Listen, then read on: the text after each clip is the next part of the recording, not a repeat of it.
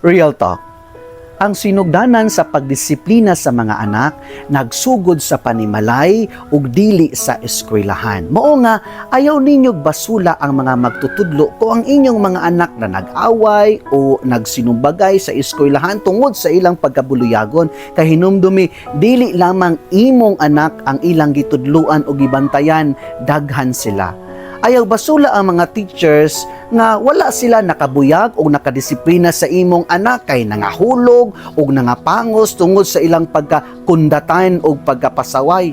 Naglisod man gani kag disiplina sa imong anak kay imo rang gibibibibi bisag saypan, patuyangan na nimo sa ilang gusto bisag sayop. Samot na ang mga teachers nga una sa tanan dili ilang trabaho ang pagdisiplina kundi ang pagtudlo sa mga subjects. Kay ang sinugdanan sa pagdisiplina sa mga anak o pagtudlo og maayong pamatasan magsugod gayod sa panimalay ug dili sa eskwelahan.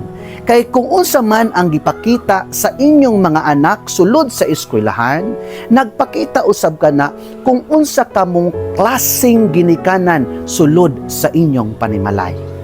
Amen.